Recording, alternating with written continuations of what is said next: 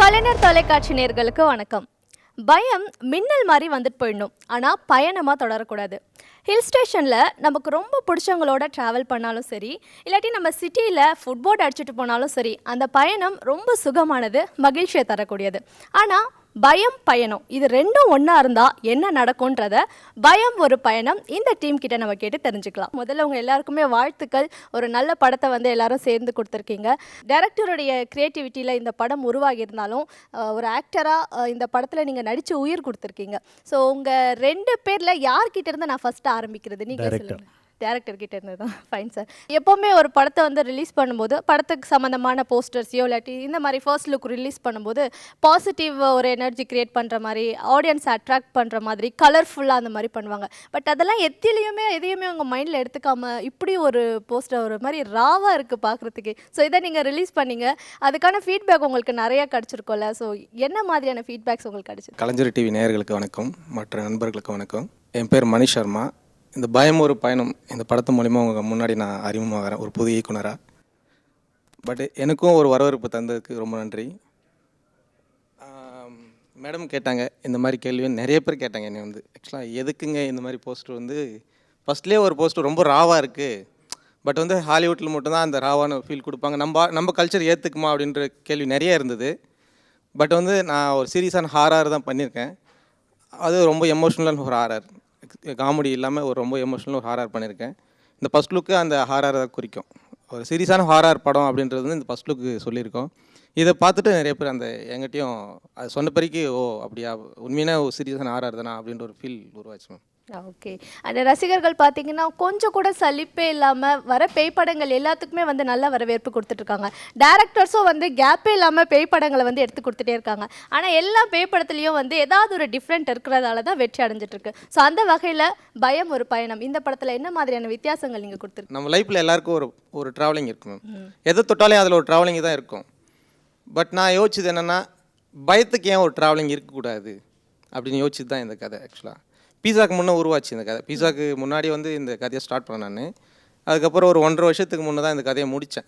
நான் பீஸா படம் பார்க்கும்போது விஜய் சார் அவர் ஆக்டிங் பார்த்துட்டு மிரண்டு போய் அவருக்காகவே ஸ்கிரிப்ட் டெவலப் பண்ணேன். ஆக்சுவலாக பார்த்த படங்களில் வந்து இந்த ஐஏஎஸ் ஐபிஎஸ் இன்டர்வியூக்கெலாம் போவாங்கல்ல, ஸோ அந்த மாதிரி இருப்பீங்க. க்ளீன் ஷேவு ஃபார்மல்ஸில் வந்து ட்ரெஸ் போட்டுட்டு இருப்பீங்க. பட் இந்த படத்தில் தான் ஒரு கேஷுவல் கை லுக்கில் எங்களை வந்து உங்களால் பார்க்க முடிஞ்சது. ஸோ அந்த லுக்கு வந்து நல்ல ஒரு வரவேற்பு கிடச்சிருக்கலாம். உங்கள் ஃப்ரெண்ட்ஸ்லாம் என்ன சொன்னாங்க அந்த கெட்டப்? ஆக்சுவலி இந்த சேஞ்ச் ஓவரே பெரிய ப்ளஸ் ஆயிடுச்சு ma'am.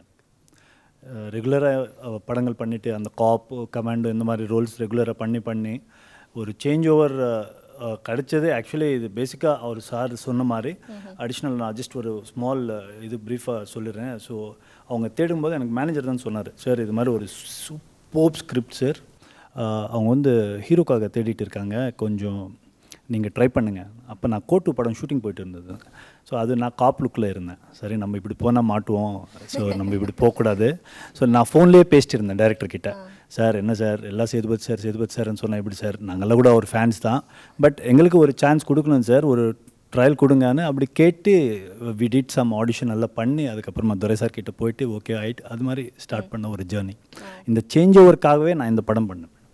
And in fact script I think படம் பார்த்தவங்களுக்கு எல்லாம் தெரியும், இந்த மாதிரி ஸ்கிரிப்ட் திரும்பி எனக்கு லைஃப்பில் கிடைக்குமான்ட்டு டவுட்டு. ஓகே, உங்கள் கேரக்டர் பற்றி சொல்லுங்களேன். ஸோ அந்த ரெகுலராக வர காப்பு அந்த மாதிரிலாம் கிடையாது. ஸோ ஒரு கூல் டியூட் மாதிரி தெரியுறீங்க. படம் பார்த்தவங்களுக்கு தெரியும் கூலாக ஹாட்டா அப்படின்ட்டு. பட் நீங்கள் சொல்லுங்கள் உங்கள் கேரக்டர் எப்படி? படத்தில் இது ஆக்சுவலி வந்து ஒரு ஜேர்னலிஸ்ட் கேரக்டர். பேசிக்காக ஜேர்னலிஸ்ட் வந்து ஒரு சேஞ்ச் ஓவர் ஆகி ஒரு ஃப்ரீலான்ஸ் ஃபோட்டோகிராஃபராக எப்படி இந்த ப்ராப்ளம் எல்லாம் இவனுக்கு ஸ்டார்ட் ஆகும், எதுக்கு ஸ்டார்ட் ஆகும், ஸோ என்ன ரிலேஷன் எனக்கு அவங்களுக்கு, அப்புறமா இது அந்த ஜேர்னி தான் இந்த ஸ்டோரி. ஆக்சுவலி இது வந்து ஒன்லி சிறப்பு ஒரு ஹாரர் மூவி இல்லை madam, it is an very emotional content இருக்கிற ஒரு ஸ்டோரி ஆக்சுவலி. சூப்பர். அதாவது உங்கள் டீம் ஒர்க்கால தான் வந்து ஒரு நல்ல ரிசல்ட் உங்கள் எல்லாருக்குமே கிடச்சிருக்கு. இல்லை மேடம், அதுக்கெல்லாம் காரணம் இவங்க தான், விஷாக்கா தான். அந்த வந்து கண்ணால் அடுத்து ஆசை அந்த மாதிரி வெற்றி படங்களை வந்து தேர்ந்தெடுத்து நடிச்சிட்டு இருக்கீங்க. முதல் முறையா ஒரு பேய் கெட்டப்ல வந்து இந்த படத்துல பண்ணிருக்கீங்க. ஸோ என்ன விஷாக்கா, என்ன ஒரு விஷயம் இந்த படம் நீங்க பண்ணணும் அப்படின்னு உங்களுக்குள்ள தோணுச்சு? We are always looking pretty, always, you know. And last year I was busy doing some other work and I was thinking, okay, I'll just focus on something else.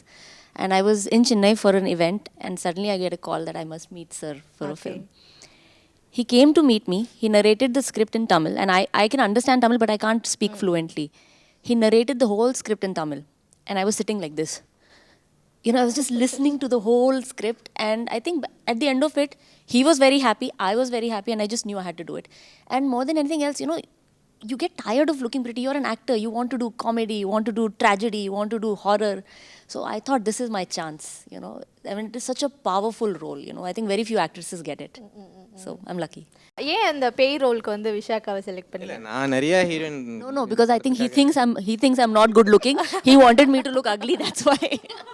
இல்லை ஆக்சுவலாக நான் நிறைய ஹீரோயின் நான் பார்த்துட்டு இருந்தேன். பார்த்துட்டு இருக்கும்போது எனக்கு பட் அந்த கேரக்டருக்கு செட் ஆகாமல் இருந்துகிட்டே இருந்தது எனக்கு. நம்ம நினச்ச ஒரு கேரக்டருக்கு வந்து செட் ஆகலை அப்படின்றது தேடிட்டு இருக்கும்போது தான் பட் ஆரிஷ் மூலிமா தான் எனக்கு பிடிச்சேன். அதுக்கப்புறம் வந்து அவங்க பேய் படம் பண்ணுவாங்களான்னு ஒரு டவுட் இருந்தது. ஆனால் அவங்க பண்ணால் ரொம்ப நல்லாயிருக்கும், இந்த கேரக்டர் வந்து அவங்களுக்கு ரொம்ப ஹாப்டாக இருக்கும்னு நான் நிறைய யோசிச்சு அதுக்கப்புறம் மேடம் மீட் பண்ணும்போது அவங்களுக்கு அந்த கேரக்டர் ரொம்ப பிடிச்சி போச்சு. அவங்க பிடிச்சி போய் லவ் பண்ணி பண்ணியிருக்காங்க. கரெக்டாக என்னென்னா இன்னொன்று எப்படி சொல்கிறதுனா, ஆக்சுவலாக நாங்கள் ஷூட் பண்ணும்போது அட்டைங்க இருந்தால் நாங்கள் காலை தூக்கிட்டு ஓடுவோம். பட் காலை ஒரு 2 நிமிஷம் கீழே வச்சு அட்டை ஏறிடும் மேலே. ஆனால் இவங்களை அட்டையில் தூக்கி போட்டோம். அட்டையில் தூக்கி போட்டு அந்த அட்டை கூட இவங்க வாழ்ந்துட்டு இருக்காங்க. அப்படின்னா அந்த கேரக்டர் எவ்வளோ பிடிக்கும் அவங்களுக்கு, எவ்வளோ அந்த இன்வால்மெண்ட் அண்ட் டெடிகேஷன் அவங்க. மீனாட்சி, சில தமிழ் படங்களில் தொடர்ந்து வந்து உங்களை நாங்கள் பார்த்துட்டு வரோம். ஸோ நல்லா வந்து தமிழ் பேசி நல்லா நடிக்கிறீங்க. அந்த லிப்ஸிங்க்லாம் ரொம்ப நல்லா கொடுக்குறீங்க ஆப்டருக்கு. அண்டு டிப்பிக்கல் தமிழ் கேர்ள் மாதிரி ஒரு லுக் எப்படியும் வந்துடுது உங்களுக்கு. ஸோ இப்போ கூட ரொம்ப அழகாக இருக்கீங்க, ப்ரிட்டியாக இருக்கீங்க தமிழ் கேர்ள் மாதிரி. ஸோ இந்த படத்தில் என்ன மாதிரியான ஒரு கேரக்டர் பண்ணியிருக்கீங்க? ஸோ ஒரு முக்கியமான கேரக்டர், ஒரு கோஸ்ட் அப்படின்னு, ஒரு கோஸ்ட் மூவினாலே கோஸ்ட்க்கு இம்பார்ட்டன்ஸ் இருக்கும். ஸோ விஷாக்கா பண்ணியிருக்காங்க. நீங்கள் என்ன மாதிரியான ஒரு கேரக்டர் பண்ணியிருக்கீங்க? This film is going to be a roller coaster ride, I think. The 2 hours that you sit through, I'm sure the audience is watching it and this is the raving review that we're getting about it. There is a relief factor that is always needed in a film like that. And I think I am the one who's going to bring that relief, who is bringing that relief factor on the table. See, the emotions are very important for anybody to connect to any genre of the film, whether horror or thriller or whatever, drama. So emotion, that thread is very important so that people connect to that story. So I am taking, not just me, Vishaka is also part. There is a emotional story behind everything that's happening, so that people understand why is something happening, because everything is logically happening. You know, it's just not happening out of the blue. So everything has a logic behind, even her turning into a ghost or whatever, and that is something to watch out for. But you know, losing your family, missing your family, I also surpass different stages of a woman's life in the film. You know, you'll see me graduating from a lover to college girl to a lover, then to a wife, and then to a mother also. So you know, I think it was beautiful. This film, I think it's a film of characters. The script is the hero. I think I see like that. When I heard the idea of the film, it was not me or him or anybody. I think technicians are the biggest hero of the film. First time இந்த அளவுக்கு emotional character play பண்ணுறீங்க? Yes. Tenali Raman, I did comedy, you know. That was for me for the first time. Emotions, I think I am an emotional person myself, so that comes naturally to me. I don't really have to put an effort. So I was happy and easy for me to do whatever I have done in the producer, ரொம்ப சந்தோஷமா இருக்கீங்களா sir? நீங்கள் இப்போ படம் வந்து release பண்ணிட்டு நல்ல reviews வரும்போது ஃபர்ஸ்ட்டு சந்தோஷப்படுற ஆள் யாருன்னு கேட்டால் கண்டிப்பாக அது ப்ரொடியூசராக தான் இருக்கும். ஸோ இதுக்கு முன்னாடி நீங்கள் நிறைய பிஸ்னஸோ என்னவோ எது வேணாலும் பண்ணியிருந்துருக்கலாம். பட் ஒரு தமிழ் சினிமா இண்டஸ்ட்ரிக்குள்ளே வந்துட்டு ஒரு படத்தை வந்து ப்ரொடியூஸ் பண்ணணும் அப்படின்னு நினைக்கிறீங்கன்னா அதுக்கு முக்கியமான காரணம் வெற்றி அடையணும். ஸோ நான் படம் ப்ரொடியூஸ் பண்ணி ஜெயிக்கணுன்ற ஒரு எண்ணத்தோட தான் வந்திருக்கீங்க. ஸோ அதே மாதிரி இப்போ நடந்திருக்கு. பட் நிறையா கதை கேட்டிருக்கலாம் நீங்கள், இல்லாட்டி இதுதான் நீங்கள் கேட்ட முதல் கதையாகவும் இருந்திருக்கலாம். கேட்டோடனே ஓகே இந்த படம் நான் பண்ணால் எனக்கு வெற்றி கிடைக்கும், அந்த மொமெண்ட் உங்களுக்கு எப்போ தோணுச்சு? ஒட்டுமொத்த சமுதாயத்துக்கு ஒரு நல்ல கருத்தை சொல்லணும் அப்படின்னா, எல்லாருக்குமே ரீச் ஆகணும் அப்படின்னா, அதுக்கு ஏதோ ஒரு நல்ல ஒரு வழிமுறை வந்து தேவை. அப்படின்னா என்ன நாங்கள் யோசிச்ச வரைக்கும் பெஸ்ட்டு வந்து பார்த்திங்கன்னா வந்து சினிமா தான். அப்போ வந்து சினிமாவில் வந்து நம்ம வந்து பெஸ்ட்டாக ஏதாவது கொடுக்க முடியும் அப்படின்னு சொல்லிட்டு நாங்கள் தேடிட்டு இருக்கப்போ மணி சாருடைய ஒரு அறிமுகம் வந்து எங்களுக்கு வந்து கிடைச்சது ஆக்சுவலாக. அவர் வந்து அந்த ஸ்டோரி வந்து நேரேட் பண்ணியிருந்தார் ஆக்சுவலாக. துரை என்னுடைய கொலிக் பார்ட்னர் துரைக்கிட்ட வந்து நேரேட் பண்ணியிருந்தார் ஆக்சுவலாக. ஸ்டோரி வந்து சொல்லி முடிச்சுட்டு மறுநாள் வந்து துரை வந்து என்கிட்ட வந்து சொன்னார் ஆக்சுவலாக, சூப்பராக இருக்குது ஆக்சுவலாக, நான் ஸ்டோரி கேட்டிருக்கேன், ரொம்ப நல்லா இருக்குது அப்படின்னு சொல்லி சொன்னார். இமீடியட்டாக நாங்கள் அன்றைக்கி மதியமே வந்து திருப்பி அவரை வர வச்சு நாங்கள் வந்து உட்காந்து வந்து கேட்டோம் ஆக்சுவலாக. கேட்டவொடனே எங்களுக்கு ரொம்ப வந்து பிடிச்சிருந்தது ஆக்சுவலாக. இந்த நிறுவனம் உருவாகிறதுக்கு காரணமே வந்து இந்த கதை தான். ஏன்னா இந்த கதை மேலே எங்களுக்கு வந்து மணி இந்த கதையை வந்து ரொம்ப ருசித்து வந்து செதுக்கியிருப்பார் ஆக்சுவலாக. பட் ஆனால் இந்த கதையை வந்து நாங்கள் வந்து லவ் பண்ணோம் ஆக்சுவலாக. டு பி ஃப்ராங்க் சொல்லணும் அப்படின்னா இந்த கதையை நாங்கள் ரொம்ப அந்த ஸ்கிரிப்டை வந்து ரொம்ப வந்து லவ் பண்ணோம் ஆக்சுவலாக. அதோடைய விளைவு தான் வந்து இந்த படம் வந்து உருவாகிருக்கு. கண்டிப்பாக இந்த படத்தில் வந்து கொடுத்துருக்க மெசேஜ் வந்து இன்றைக்கி வந்து இளைய தலைமுறை எல்லாருக்குமே வந்து ஒரு நல்ல மெசேஜ் வந்து கொடுத்துருக்கோம் ஆக்சுவலாக. அந்த மெசேஜ் கொடுக்கணும் அப்படின்றது தான் நாங்கள் சினிமாவுக்கு வந்ததானே காரணமே. டு பி ஃப்ராங்க் சொல்லணும்னா நல்ல மெசேஜ் கொடுக்கணும், சமுதாயத்துக்கு கொடுக்கணும் அப்படின்றது தான் எங்களுடைய. பேய் படங்கள் அப்படின்னு பார்த்தா பேயை விட ரொம்ப முக்கியமானவங்க யாருன்னா அந்த படத்தில் உள்ள டெக்னீஷியன்ஸ் தான் சொல்லும். ஏன்னா cameraman and music director work தான் வந்து ரொம்ப இம்பார்ட்டன்ட். அந்த படத்தை அடுத்த லெவலுக்கு கொண்டு போகணுன்னா அது அவங்க 2 பேர் கையில் தான். ஸோ இந்த படத்தில் உங்களுடைய ஹார்ட் ஒர்க் எந்த அளவுக்கு இருக்குது நீங்கள் சொல்லுங்கள் சார். ஆர்ஆர் படம் பண்ணணுன்ட்டு ரொம்ப விருப்பம். பட் என்னென்னா இப்போ சமீப காலமாக நிறைய ஆர்ஆர் காமெடி வந்துட்டுருக்கு. மறுபடியும் ஒரு ஆர்ஆர் காமெடியாக நான் பார்த்தேன். பட் டைரக்டர் சொன்னார் வந்து ஃபஸ்ட்டு கதையை கேளுங்க சார், உங்களுக்கு பிடிச்சிருந்தா பண்ணுங்கன்ட்டு. இமீடியட்டாக இரவெல்லாம் வந்தேன், கதையை கேட்டேன், எனக்கு ரொம்ப பிடிச்சிருந்தது. எனக்கு ஒரு கேமராமேனுக்கு வந்து படத்துடைய கதை ரொம்ப முக்கியம். ஸோ அந்த கதையை வச்சு தான் அவர் செதுக்க முடியும். கேமரா எப்படி பண்ணலாம், டெக்னிக்கலாக என்ன பண்ணலான்றது. கதையை கேட்கும்போது எனக்கே தோணுச்சு, ஓ டெக்னிக்கலாக நிறைய விஷயங்கள் இருக்குன்ட்டு. ஏன்னா நான் ஆர்ஆர் படம் நிறைய பார்ப்பேன். எஸ்பெஷலி ஹாலிவுட் படங்கள் நிறைய பயங்கரமான படங்கள்லாம் தனியாக உட்காந்து பார்ப்பேன். ஓ எனக்கு நல்ல தீனி கிடச்சிருக்கு, நல்லா பண்ணோம் அப்படின்ட்டு கதையை கேட்கும் போதே நான் விஷுவலி என்ன பண்ணலாம், எந்த மாதிரி லைட்டிங்கில் பண்ணலாம். நான் நிறைய இந்த ஃபேமிலி லவ் காமெடி அந்த மாதிரி தான் பண்ணிகிட்ருக்கேன். ஸோ இது ஆர்ஆரில் வந்து எனக்கு ஒரு சேலஞ்சிங், ஒரு நல்ல ஒரு விஷுவலி நல்லா பண்ணலான்ட்டு ஒரு பிளான் பண்ணேன். பண்ணிட்ட பிறகு முன்னாரில் போனோம். முன்னாரில் போகும்போது நம்ம விஷாக்கா ஹீரோயின் அவங்க தான் பேய். ஸோ ஃபஸ்ட்டு நான் மணிகிட்ட கேட்டேன், அழகாக இருக்காங்களா, அவங்கள எப்படி நீங்கள் பேயை காமிப்பீங்கன்ட்டு. அப்போ ஒரு ஃபோட்டோ காமிச்சார், இதாங்க மேக்கப். ஆஹா கரெக்டாக விஷாக்காவை அழகாக காமிக்க முடியல, பட் பயங்கரமாக காமிச்சிருக்கோம், அது மாத்திரம் கேரண்டி. ஆனால் சில சீனில் ரொம்ப அழகாக இருப்பாங்க, அவங்களோட ஃப்ளாஷ்பேக் வரும். பேய் படத்துக்கு மியூசிக் எந்த அளவுக்கு இம்பார்ட்டன்ட் சொல்லி யாருக்குமே தெரிய வேணாம். ஏன்னா புதுசான மியூசிக்லாம் தேவைப்படும், நியூ சவுண்ட்ஸ் தேவைப்படும். இதுக்கு முன்னாடி வந்த படங்களில் இல்லாத மாதிரி கொடுக்கணுன்ற மாதிரிலாம் ஐடியா இருக்கும். ஸோ இது எல்லாமே உங்களுக்கு இந்த படத்தில் ஒர்க் அவுட் பண்ணுறதுக்கு ஒரு சேலஞ்சிங்காக இருந்திருக்கலாம், உங்களை ப்ரூவ் பண்ணுறதுக்கான ஒரு வாய்ப்பாக இருந்திருக்கலாம். ஸோ இந்த படத்தில் பாடல்கள் எப்படி வந்திருக்கு, இந்த பேக்ரவுண்ட் ஸ்கோர் அதெல்லாம் எப்படி கொடுத்துருக்கீங்க? முதல்ல கலைஞர் டிவிக்கு வியூவர்ஸ்க்கு ஒரு வணக்கங்க. இந்த ஸ்டேஜில் நான் இப்படி உட்காந்துருக்கேன் அப்படின்னா அதுக்கு ஒரு மெயின் ரீசன் எங்கள் சித்தப்பா மணி சர்மா கம்போசர். ஸோ அவருக்கு நான் ரொம்ப கடமைப்பட்டிருக்கேன். அவர்கிட்ட ஆல்மோஸ்ட் ஒரு 18 இயர்ஸாக ஒர்க் பண்ணியிருக்கேன். அவர் கொடுத்த ஒரு எக்ஸ்பீரியன்ஸு. அதுக்கப்புறம் நம்ம டைரக்டர் மணி சர்மா, அவரோட ஸ்கிரிப்டு 4 சாங் இருக்குங்க. இதில் 4 சாங்குமே வந்து ஒரு டிஃப்ரெண்ட் ஜானர்ஸான ஒரு சாங். ஒரு பயம் சாங் ஒன்று இருக்கும், மெலடி சாங் ஒன்று இருக்கும், பார்த்தவங்களுக்கு எல்லாருக்குமே தெரிஞ்சிருக்கும். அதான் ஒவ்வொரு சாங்க்குமே எப்படின்னா எல்லாம் மற்ற சாங்ஸ்லாம் பார்க்குறோம், படத்தில் கேட்குறோம், மற்ற படம்லாம் ரிலீஸ் ஆகுது, அதுக்கு நம்ம வேறுபட்டால் என்ன பண்ண முடியும். ஒரு 2 பேரை அந்த பயம் சாங் பார்த்திங்கன்னா ஒரு சின்ன ஸ்பெஷாலிட்டி ஒன்று இருக்குது. ஒரு 2 பேரை பாட வச்சுருக்கோம், டோனே இல்லாமல் வெறும் காற்று மட்டும் பாடிச்சுன்னா எப்படி இருக்கும், அந்த மாதிரிலாம் எக்ஸ்பெரிமெண்ட் பண்ணி இப்போது அந்த 2 பேரை உயிரை எடுத்து காலையிலேருந்து நைட் வரைக்கும் பாட வச்சு அப்புறம் 2 நாள் அவங்களால ஓப்பனே பண்ண முடியல த்ரோட்டை. அதுக்கப்புறம் திருப்பி இன்னொரு நாள் கூப்பிட்டு ஒரு 2-3 நாள் ரெக்கார்ட் பண்ணோம் அந்த சாங்கை. அது வந்து தான் ஃபுல்லாக தீம் சாங். டோன் அப்படி ஜஸ்ட் அந்த வெறும் அந்த நீங்க இப்போ பாடி காமிக்கிறீங்களா? அது நான் பாடினா திருப்பி அதுக்கப்புறம் பேச முடியாது. நல்ல எஸ்கேப். ஓகே. ஸோ அது ஒரு பல்லவி பாடுறதுக்கே வந்து ரொம்ப நேரம் ஆச்சுங்க. அதாவது 1 ஃபுல் டே பாட வச்சு கேப் கொடுத்து திருப்பியும் ஒரு 2-3 நாள் லீவே கொடுத்துட்டோம். ஓப்பனே ஆகலை பாவம் வாய்ஸ். அதுக்கப்புறம் திருப்பி இன்னொரு நாள் பண்ணோம். ரொம்ப கஷ்டப்பட்டு போனோம் அந்த சாங். படத்தில் வந்து ஒரு மிகப்பெரிய ப்ளஸ் பாயிண்ட் என்ன அப்படின்னா, இந்த படத்தில் இருக்கிற 4 பாட்டுமே ஏதாவது ஒரு பாட்டை வந்து யாராவது ஒருத்தர் பார்க்காம விட்டாங்கன்னா படத்துடைய கதை வந்து அவங்களுக்கு வந்து புரியாது.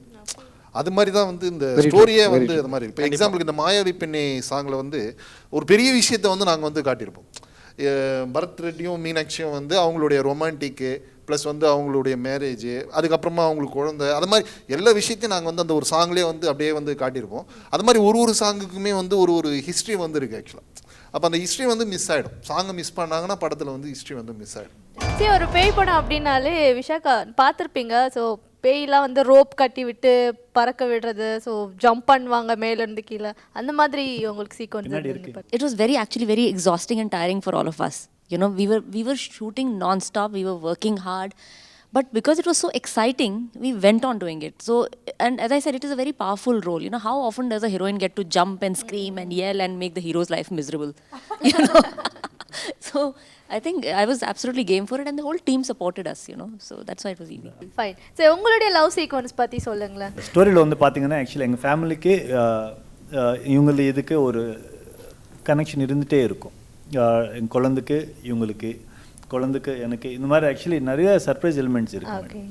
இவங்க வந்து அவங்க எங்கே போனாலும் சொல்கிற மாதிரி நான் கோஸ்ட் இல்லைன்னு, இந்த படத்தில் அவங்க வந்து ஆக்சுவலி ஒரு எப்படி நாங்கள் 2 பேர் மீட் பண்ணுவோம், how we fall in love, marriage, அதுக்கப்புறமா டாட்டரோட இது சின்ன இஷ்யூ, இது லாட் ஆஃப் அந்த இப்போ நீங்கள் கதை கேட்குறீங்க. ஸோ அது வந்து கொஞ்சம் சர்ப்ரைசிங் எலிமெண்ட்ஸ். அது வந்து நம்ம அப்போ டீம் வந்து கரெக்டாக உஷாராக இருக்கீங்க, எப்போ ரிலீஸ் பண்ணணும் எப்போ பண்ணக்கூடாது அப்படின்ட்டு. ஃபைன். உங்கள் 2 பேருக்குமே காம்பினேஷன் சீக்வன்ஸ் இருக்கா? Like விஷாக்காக்கோ மீனாட்சிக்குமே? We are both from the same place. இப்போ ரீசெண்டாக வந்து சூரி ஒரு வீடியோ வந்து ரிலீஸ் பண்ணாங்க, பார்த்துருப்பீங்களா? அவர் வந்து பேயை நேரடியாக பார்த்து அவர் பயந்த ஒரு வீடியோ வந்து அப்லோட் பண்ணியிருந்தார். ஸோ அந்த மாதிரி எக்ஸ்பீரியன்ஸ் உங்களுக்கு இதை யாருக்காவது இருக்கா? பேயை நீங்கள் நேரடியாக பார்த்துருக்கீங்களா? பேயே நேரடியாக பார்த்தோமான்றது எனக்கு இல்லை மேம். ஆனால் ஒவ்வொரு டைம் நான் ஸ்கிரிப்ட் பண்ணும்போது நைட்டில் தான் உட்காந்து பண்ணுவேன், 1 மணி 2 மணிக்கு பண்ணுவேன். எனக்கு எதுவும் வரல, எதுவும் தோணலான்னும் போது லைட் ஆஃப் பண்ணிவிட்டு ஃபுல்லாக அந்த பிளாக் அந்த விஷயத்தில் ஃபுல் நைட்டில் ஸ்கிரிப்ட் பண்ணும்போது தோண ஆரம்பிக்கும். என்ன தோண ஆரம்பிக்கும்னா, ஜன்னல் எண்ணெய் காற்றுக்கு டப்புன்னு அடித்தவோ நாய் குலைச்சவோ நம்மளுக்கு ஒரு ஜர்க்கு கொடுக்கும். அது உண்மையிலேயே நடக்குமான்ற ஒரு உணர்வு உருவாகும்.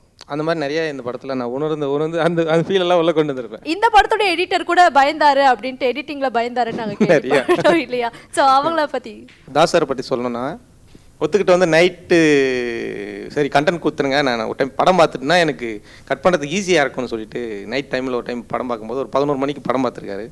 11 மணிக்கு படம் பார்த்துட்டு ஃபஸ்ட் ரீல் முடிஞ்சுட்டு, ஃபஸ்ட் ரீல் எப்படா முடிஞ்சு பயந்து வெளியே ஓடி வந்துட்டு தன்னோட ஹஸ்பண்டை மறுபடியும் கூப்பிட்டு வர வச்சு படம் பார்த்து காலையில் ஒரு 9 மணிக்கு எனக்கு ஃபோன் பண்ணி என்ன இப்படி பண்ணிட்டீங்க அப்படின்னாரு.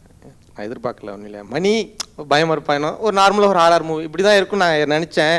ஆனால் சீரியஸாக வந்து இது ஒரு சீரியஸான ஒரு ஹாரர், எமோஷனல் ஒரு ஹாரர் அப்படின்ற மாதிரி இருக்குது. பட் ஃபஸ்ட் ரீல் என்னால் பார்க்க முடியல. ஆடியன்ஸ் வந்து எப்படி அவங்க அந்த அவ்வளோ பயம் இருக்குது, தனியாக உட்காந்து பார்க்க முடியுமான்னு தெரியல அப்படின்ற விஷயத்தை அவர் ஓப்பனாக கொடுத்தாரு என்கிட்ட வந்து. ஸோ ஒரு நல்ல படத்தை வந்து நீங்கள் எல்லாருமே சேர்ந்து கொடுத்துருக்கீங்க, அதுக்கான வாழ்த்துக்கள். தொடர்ந்து உங்கள் டீம் இணைஞ்சு நிறைய படங்கள் வந்து நீங்கள் உருவாக்கணும், அது மூலமாக அவங்க எல்லாருக்குமே பெரிய வெற்றிகள் கிடைக்கணும் அப்படின்ட்டு கலைஞர் தொலைக்காட்சிகள் சார்பாக அவங்க எல்லாருக்குமே வாழ்த்துக்கள். Thank you so much. Thank you so much.